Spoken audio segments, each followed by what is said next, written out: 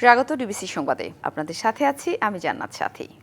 অন্তর্বর্তী সরকার দায়িত্ব নেয়ার 11 মাস পার হলেও দেশের সার্বিক আইন শৃঙ্খলা পরিস্থিতির সন্তোষজনক উন্নতি হয়নি। প্রতিনিয়ত ঘটছে মব, খুন, ধর্ষণ, ডাকাতি সহ নানা অপকর্ম। এমন বাস্তবতায় আইন শৃঙ্খলা রক্ষাকারী বাহিনী বলছে সুষ্ঠু নির্বাচনের জন্য প্রস্তুতি নিচ্ছে সংস্থাটি। নির্বাচন ব্যবস্থার সংস্কার কমিশন প্রধান ডক্টর বদিউল আলম মজুমদার বলেন, সুষ্ঠু নির্বাচন শুধু পুলিশ বাহিনীর উপর নির্ভর করে না, এই দায়িত্ব সবার। ছাত্র জনতার আন্দোলনে গত বছরের 5 আগস্ট আওয়ামী লীগ সরকার পতনের পর 8 আগস্ট দায়িত্ব নেয় অন্তর্বর্তী সরকার। তখন থেকেই সুষ্ঠু নির্বাচনের দাবি জানিয়ে আসছে বেশিরভাগ রাজনৈতিক দলগুলো।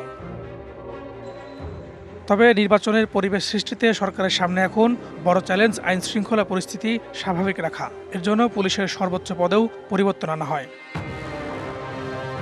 সংস্কার ও বিচারের বিষয়ে পর্যাপ্ত অগ্রগতি হলে ফেব্রুয়ারিতে রোজার আগেও ভোট হতে পারে বলে সরকার প্রধানের দপ্তর থেকে জানানো হয়।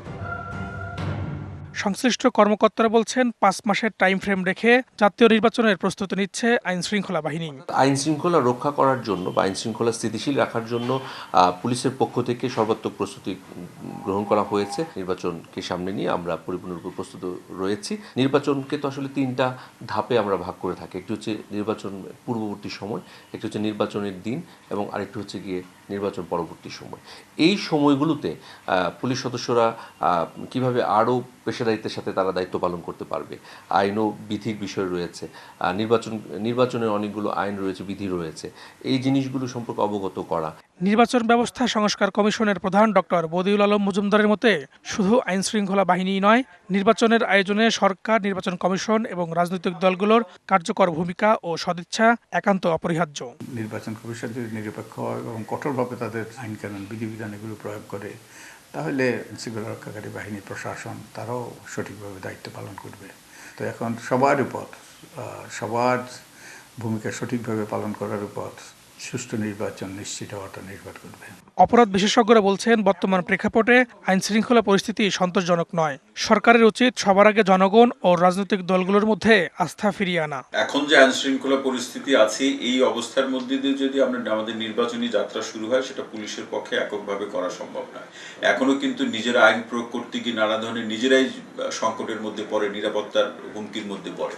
তো সুতরাং এটা যদি শুধু পুলিশের উপরে নির্ভর করে নির্বাচনী পরিবেশের জায়গাটা তৈরি হবে বলে নির্বাচন কমিশন বা সরকার যদি এভাবে ভেবে থাকে, তাহলে সেই ভাবনাটা পুনর্বার ভাবা প্রয়োজন এবং সেই ভাবনা বা সিদ্ধান্ত পুনর্মূল্যায়ন করা প্রয়োজন। Farhaduzzaman, DBC news, Dhaka. ইউরোপে স্বপ্নের প্রবাস জীবনের প্রলোভন দেখিয়ে অসাধু দালাল চক্র যুবকদের জিম্মি করে রীতিমতো বিক্রি করে দিচ্ছে রাশিয়া সেনাবাহিনীতে। বাধ্য হয়ে যুদ্ধে অংশ নিয়ে অনেকের প্রাণও যাচ্ছে। বিদেশ ভুঁইয়ে যুদ্ধের ময়দানে পড়ে থাকছে অসহায় এইসব যুবকের মরদেহ। ইউক্রেনের বিরুদ্ধে যুদ্ধে বিভিন্ন দেশ থেকে নিজেদের পক্ষে যুদ্ধে অংশ নিতে জনবল সংগ্রহ করছে রাশিয়া। এ সুযোগে বাংলাদেশের বেশ কিছু দালাল চক্র ট্রাভেল এজেন্সি নরসিংদীর যুবকদের ইউরোপে স্থায়ী হওয়ার প্রলোভন দেখিয়ে হাতিয়ে নিচ্ছে লাখ লাখ টাকা। ইউক্রেনের বিরুদ্ধে যুদ্ধে অংশ নিতে বাধ্য করছে তাদের, ফলে ঘটছে মৃত্যু আর নিখোঁজের মতো ঘটনা। রাশিয়া ইউক্রেনের যুদ্ধে রাশিয়ার পক্ষে যুদ্ধ করতে বাধ্য করে, রাশিয়াতে নিয়ে বিক্রি করে যুদ্ধের দেশে ওখানে ওদেরকে পাচার করা হচ্ছে। সারা দেশে প্রতারিত যুবকদের মধ্যে নরসিংদীর শিবপুর উপজেলার ঘাসির দিয়ার হাবিবুল্লাহ, ব্রাহ্মণদী এলাকার মেহেদি হাসান, পলাশ উপজেলার ইসাখালী গ্রামের সোহানের মতো অনেক যুবকের করুণ মৃত্যুর বার্তা আসছে পরিবারের কাছে। স্বজনদের প্রত্যাশা, নিহত প্রিয়জনদের মরদেহ ফিরে পাওয়া আর দোষী দালাল চক্রের উপযুক্ত বিচার। সেনাবাহিনীরা ওইখানে আটকাইছে। তারপর আমার কাকারে ইন্ডিয়ার এক দালালের কাছে ফারুক দালাল বিক্রি করে দিচ্ছে 20 লাখ টাকার বিনিময়ে। ইটালি নেওয়ার কথা কইয়া ওরা রাশিয়া নিছে, ওরা নিয়ে যুদ্ধের মধ্যে লাগাইছে। মাঝে মধ্যে বলতো যে মা আমাকে যুদ্ধের মধ্যে নিয়ে যেতেছে। জেলা প্রশাসক জানালেন, দালাল চক্র ধরতে আইনানুগ ব্যবস্থা গ্রহণ করা হচ্ছে।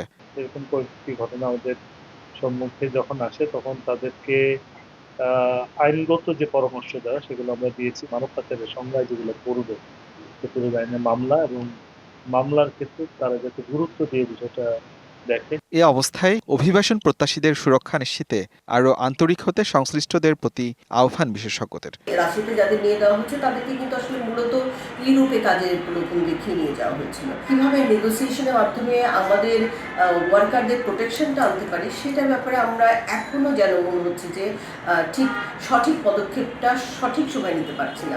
দ্রুত দালাল চক্রকে আইনের আওতায় আনার দাবি স্থানীয়দের। DBC news desk.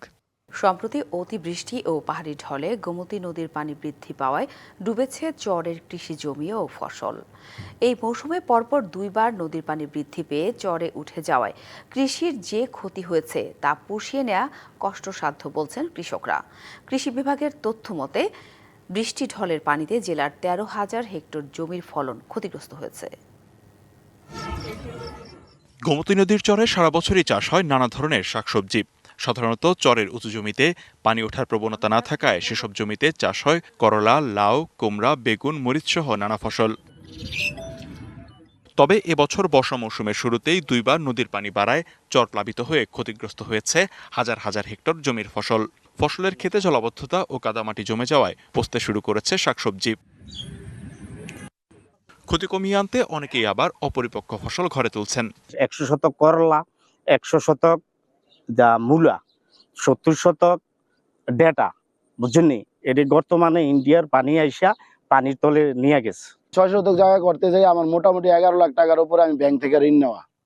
গত বছর বন্যার কারণে প্রায় 15 লাখ টাকার উপরে ঋণ নেওয়া, কিন্তু এই মুহূর্তে এসে এই যে সর্বশান্ত হয়েছি, এখন তার দাঁড়ানোর কোনো সুযোগ নাই। কৃষি সম্প্রসারণ অধিদপ্তর জানিয়েছে জলাবদ্ধতায় 13,000 হেক্টরেরও বেশি কৃষি জমির ফসল ক্ষতিগ্রস্ত হয়েছে। সরকার দুর্যোগকালীন সহায়তা দিলে কৃষকদের বরাদ্দ পৌঁছে দেওয়া হবে। 1335 হেক্টর জমির সবজির ক্ষতিগ্রস্ত হওয়ার ফলে এটার প্রভাব অবশ্যই পড়বে, তবে এটা আমাদের দেশের তুলনায় অত বেশি নয়। আমরা কৃষি বিভাগ চেষ্টা করি ওনাদেরকে যতটুকু সম্ভব মানসিকভাবে সহায়তা দিতে, এবং যদি সম্ভব হয় সরকারিভাবে আমরা তাদেরকে উপকরণ দিয়েও সহায়তা দেওয়ার জন্য চেষ্টা করে থাকি। কয়েকদিন আগেই কুমিল্লা অংশে গোমতী নদীর পানি বিপদসীমার কাছাকাছি পৌঁছে তলিয়েছে বাঁধের ভেতরের বেশিরভাগ জায়গা। এছাড়া অতিবৃষ্টিতে জেলার দক্ষিণে লাঙ্গলকোট, লাকসাম ও মনোহরগঞ্জ উপজেলার নিম্নাঞ্চলেও জলাবদ্ধতা সৃষ্টি হয়। DBC news desk. চুয়াডাঙ্গায় হঠাৎ করে দেখা দিয়েছে সার সংকট। ডিলারদের কাছে সার না থাকলেও খুচরা ব্যবসায়ীদের কাছে সারের কোনো সংকট নেই। তবে সেই সার কৃষকদের কিনতে হচ্ছে 2 থেকে 3 গুণ বেশি দাম দিয়ে। কৃষকরা বলছেন সিন্ডিকেট করে সারের দাম বাড়িয়েছে ডিলার ও অসাধু ব্যবসায়ীরা। অভিযোগ পেলে ব্যবস্থা নেওয়ার আশ্বাস কৃষি বিভাগের। মৌসুমের শুরুতে সারের জন্য কৃষকদের ভরসায় ইউনিয়ন পর্যায়ের বিসিআইসি ডিলাররা। এখান থেকে সরকারি ভর্তুকি মূল্যে সার পান কৃষকরা। তবে চুয়াডাঙ্গায় সেই সার কিনতে গিয়ে খালি হাতেই ফিরতে হচ্ছে কৃষকদের। সরকার নির্ধারিত ডিলারদের কাছে সার না পেয়ে কৃষকরা ছুটছেন খুচরা ব্যবসায়ীদের কাছে। তবে দাম কয়েক গুণ বেশি। এতে বাড়ছে উৎপাদন খরচ। ক্ষতির মুখে কৃষক। আমার 100 বিঘে ভুঁই চাষ করি, খালি 10 কেজি করে সার দিতে হয়, তাহলে আমরা কৃষি দেবো বলেন? ডিলারের কাছে যেয়ে জানতে পারি সার নাই, কিন্তু বাজারের অন্যান্য খুচরা দোকানে সার পাওয়া যাচ্ছে। সরকারি সারই খোলা বাজারে বেশি দাম দিয়ে পাওয়া যাচ্ছে, বেশি দাম দিলে পাওয়া যাচ্ছে, এমনি ডিলারদের কাছে কোনো সার পাচ্ছি না। কৃষকদের অভিযোগ সিন্ডিকেট করে সারের কৃত্রিম সংকট তৈরি করে বিপুল অর্থ হাতিয়ে নিচ্ছে একটি চক্র।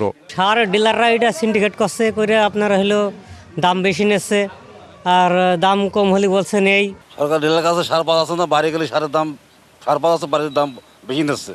এই সিন্ডিকেট কারা, তাদের এই জিনিসটা ভাঙতে হবে। তবে চাহিদার তুলনায় সার না পাওয়ায় এই সংকট দাবি ডিলারদের। যারা নন ডিলার বড় বড় ব্যবসাদার আছে তারা কেনে, তাদের কাছ থেকে আমরা সংগ্রহ করে বস্তায় 10 টাকা করে লাভ করে বেশি।